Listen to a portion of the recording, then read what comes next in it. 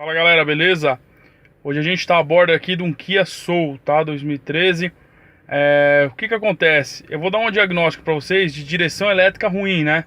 O que acontece? Esse carro, a direção dele é a direção elétrica, né? E ele, lá no êmbolo, lá embaixo, ele tem uma bucha, parecendo uma estrelinha assim, ó.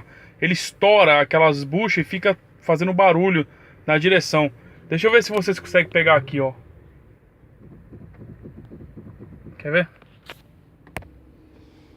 Vocês ouvem o barulho.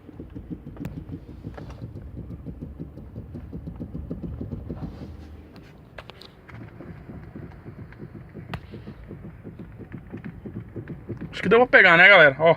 Ó o jogo que ele tá, galera, ó. Ó. Tá com muito jogo. Aqui é arrancar o airbag, arrancar volante, a torre inteira, até lá embaixo lá, né? Tirar o motor e trocar apenas uma estrelinha, uma ruelinha, né? Uma bucha que tem, parece uma estrela, beleza? Trocou, ficou show de bola. Esse aqui é crônico, tá? Hyundai também. Dá muito problema na direção elétrica esses carros aqui, beleza? Valeu, gostou? Dá um like pra gente aí. Se inscreve no canal e compartilha nossos vídeos. Valeu!